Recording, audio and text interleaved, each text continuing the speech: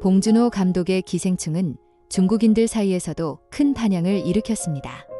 많은 이들이 이 영화가 빈부격차와 계급 갈등이라는 사회적 문제를 냄새, 지하실 같은 강력한 은유를 통해 날카롭게 드러냈다고 평가합니다.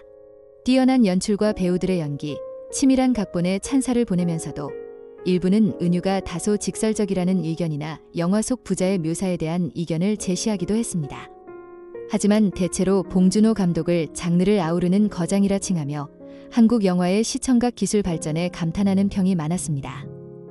다음은 기생충 영화 중국 댓글 리뷰입니다. 작성자 프로즌문 2019년 8월 8일 버닝은 현실적인 비판으로 포장되어 있지 않으며 계급이나 사회 계층과는 아무런 관련이 없습니다. 그 영화는 존재가 의미 있는가? 라는 철학적인 질문을 탐구합니다. 하지만 이 영화 기생충은 계급과 사회 계층에 관한 이야기입니다. 흠잡을 데 없이 아름답지만 너무 노골적입니다. 냄새, 돌멩이, 바퀴벌레 같은 은유가 직유로 변하고 상징주의는 고함 소리에 가깝습니다. 버닝은 여러 번 볼 수 있지만 이 영화는 꼼꼼히 다시 볼 가치가 있습니다. 기술적 공정성과 정교함이 내용과 소위 의미보다 더 중요합니다. 작성자 두반 얕은 사용자들 2019년 5월 22일 시간과 공간을 조종하는 능력은 정말 기발합니다. 봉준호 감독은 우주의 진정한 의미를 발견한 걸까요? 작성자 거짓말의 거짓말 2019년 8월 8일 칼날 위에서 마지막 순간까지 끊임없이 이어지는 농담입니다. 지하실의 냄새는 대통령과 그의 아내의 열정에 불을 지피고 2층 생일 파티에서는 젊은이들이 키스를 합니다. 마치 플로베르의 농업 전시회 같습니다. 이 영화는 폐쇄적인 서사를 쓸 뿐만 아니라 지하에 숨어있던 노스페라투가 언제든 돌아와 권력을 잡을 수 있는 영원한 공생관계를 구축합니다. 작성자 이 유용해요 난소묘가 그것을 보았다. 2019년 5월 29일 솔직히 좀 실망스러웠어요. 기발하게 기획되고 잘 짜인 스토리에 반전이 많고 배우들의 연기도 훌륭했죠. 하지만 결국 한국 영화 특유의 뻔한 설정에 살짝 빠져들었어요. 이제 감독님이 왜 스포일러를 하지 말라고 했는지 이해가 가요. 스포일러를 하면 영화의 매력이 크게 떨어질 테니까요. 아이러니, 무미건조한 유머, 사회 문제에 대한 성찰 등 모든 게 다 느껴졌어요. 하지만 아쉽게도 제가 기대했던 황금종려상은 아니었어요. 작성자 요인상 2019년 5월 22일 72회 칸 영화제에서 황금종려상을 수상했습니다. 아카데미 시상식에서는 작품상, 감독상, 국제장편영화상, 각본상 후보에 올랐으며 미술상 및 편집상 후보에도 올랐습니다.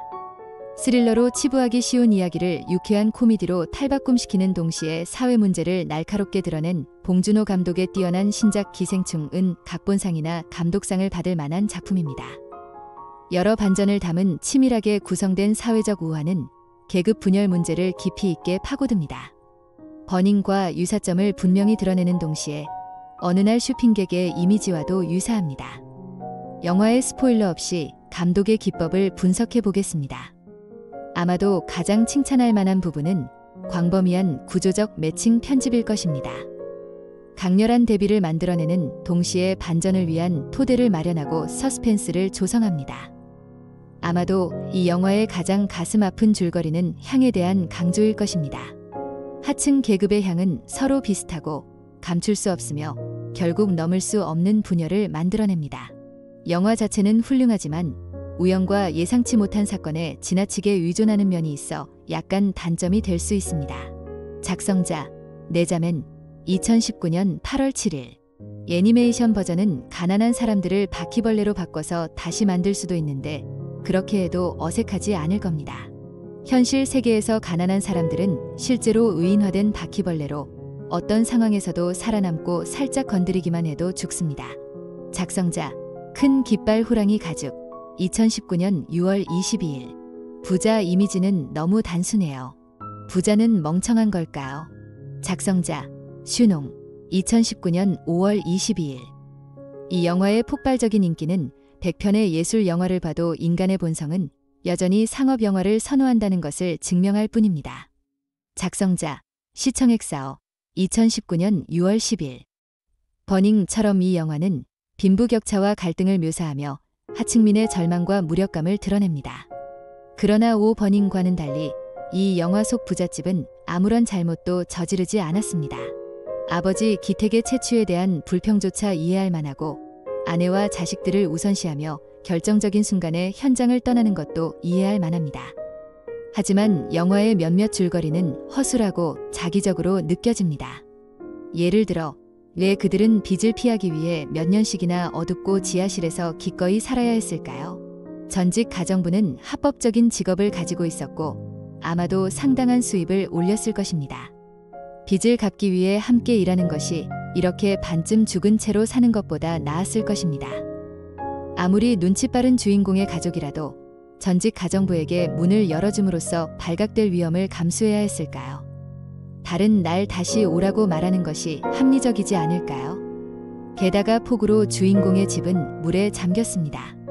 얘 냄새나고 옷도 안 입었는데 막내 아들 생일 파티에 꼭 가야 했을까요? 아빠 운전기사와 엄마 가정부는 거절할 수 없었고 선생님들은 바쁘다는 핑계로 언제든 자리를 비울 수 있었습니다. 마치 연출이 마지막 극적인 갈등을 고조시키려고 억지로 사건을 조작한 것 같습니다. 작성자 개미. 이 영화의 가장 큰 장점은 부자들이 실제로는 아무런 잘못도 저지르지 않는다는 것입니다. 그들은 다정한 부부이고 행복한 아이들을 두고 있으며 불륜도 없고 냉혹한 폭력도 없고 아동학대도 없으며 운전사와 가정부들에게도 관대합니다. 그들은 정말 친절하고 소박하지만 어쩔 수 없이 미워하게 됩니다.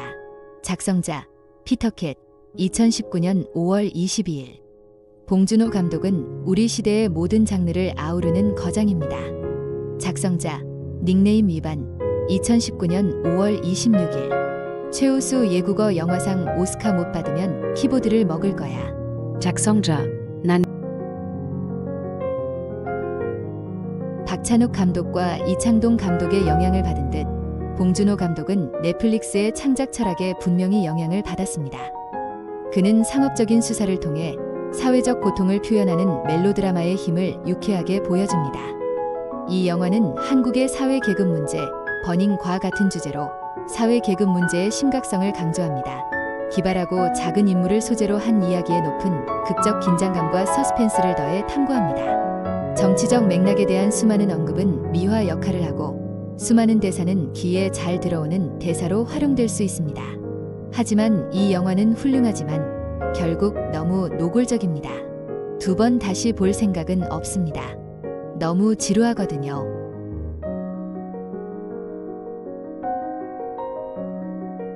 관객이 잠들 때까지만 촬영하는 중국 예술영화 감독들은 뭔가를 배워야 합니다. 영화란 정확히 무엇일까요? 극적인 리듬, 카메라 언어, 그리고 각본이 훅을 뭐라고 부르는 걸까요? 그들은 매일 자기만의 예술적 영역에 몰두합니다. 중국 영화는 뉴웨이브의 열렬한 추종자들에게 길을 잃었습니다. 기술력은 부족하지만 스스로를 예술이라 부르고 10분 만에 흥미를 잃습니다.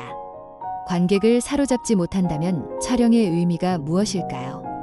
설득력 있는 시청각적 전제를 활용하여 이야기의 은유와 주제를 해체하는 것이 바로 촬영과 영화 제작의 핵심입니다. 똑같은 롱테이크를 사용하여 반전을 만들어내는 것은 단지 기술적 은폐 수단으로만 사용하는 예술영화 감독들에 대한 명백한 비판입니다. 영화 시장의 관점에서 이는 아이러니합니다. 한국 영화가 끊임없이 어두운 주제를 다룬다고 주장할 수도 있지만 적어도 아시아 최고의 시청각 기술, 촬영, 조명, 편집을 선도하고 있습니다. 상업적인 리듬이 곧 상업 영화가 되는 것은 아닙니다. 상업적 리듬을 이용해 예술을 표현하는 것이 바로 영화가 해야 할 일입니다. 작성자 콩리 2019년 8월 11일. 기생충을 보고 난 후 저도 다른 사람들과 같은 생각을 계속했습니다. 은유가 너무 노골적이라는 생각이었습니다. 하지만 비교해보니 은유 체계는 사람마다 다르다는 것을 깨달았습니다. 제게 이 영화는 계급에 관한 것이 아닙니다.